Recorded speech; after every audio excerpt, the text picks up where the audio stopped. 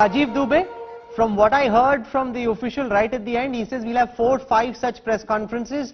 That means there'll be 4 or 5 such iterations. Today focused on the medium and small and micro enterprise, and that's probably because that's the package that was ready. But people were wondering, what about all the migrants who are walking?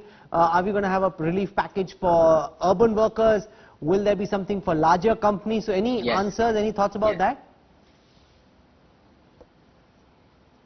So Rahul, from what I can make out from the announcements today, the primary preoccupation from the government, on the government's mind, is preventing the collapse of certain sectors. What I can make out is that this is meant to prevent the collapse of the SME sector, which forms the foundation of large enterprises within the country. This is meant to prevent the collapse of discoms, which would have put the whole power systems across the country in a bit of a jam. This is meant to prevent the collapse of the contractors' businesses. This is meant to prevent the collapse of the real estate sector, to ensure that they can continue with these enterprises.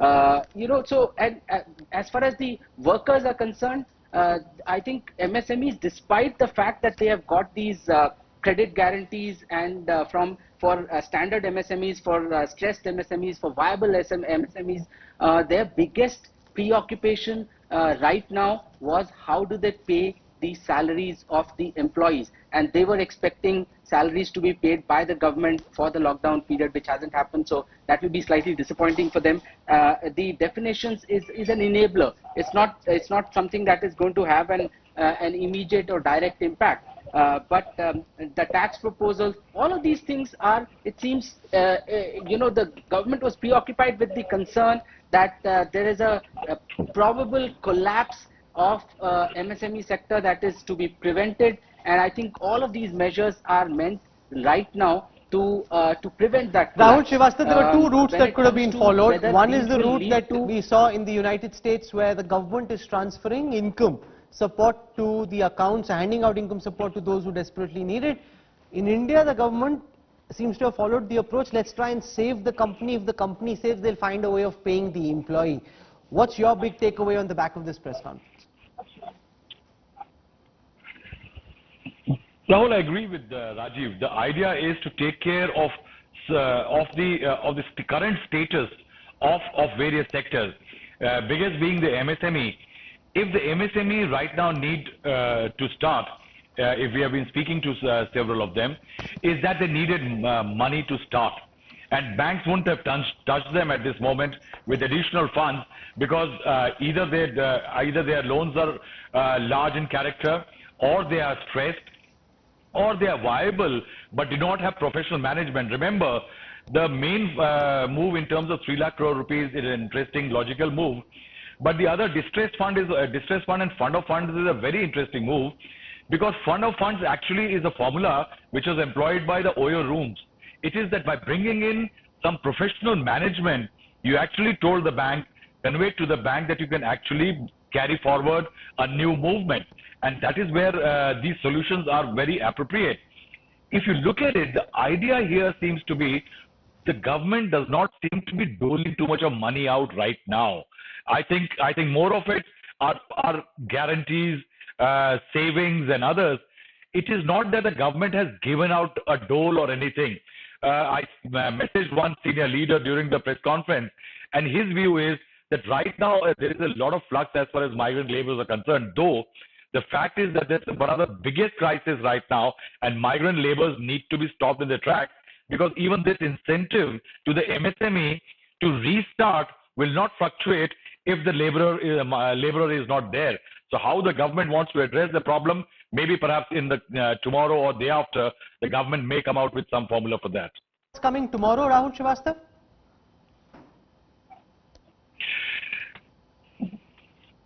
What I will say, Rahul, is that there are several stages of work on several packages. Now, one hint which came to me during the press conference is there is a possibility that tomorrow late evening or tomorrow day after early morning, there could well be another tranche coming. Right now, no clarity on what it could be. Now, remember, there are 2 guns that are firing at this time. One is what the Finance Minister just announced. The other is what the Reserve Bank of India has already done and can potentially do as an enabler going forward. And for a sense of what the RBI's options are and what to make of this package, I am joined at this time by eminent economist, former governor of the Reserve Bank of India, D. Subbarao. Mr. Subbarao, welcome. It's a pleasure and a delight and honor to have you with us. I want to start by asking you, sir, what you make of the package that the Finance Minister just announced, largely targeted at the micro, small and medium enterprises. The concern was that many of these companies may go under. On the back of the Finance Minister's announcements, do you think that many of them will be left standing at the end of this pandemic? Yes, the short answer to your question is yes. It's disappointing though that the Finance Minister has not given the details, the big picture of the 20 trillion package. We now know that there's a lot of packaging in this package.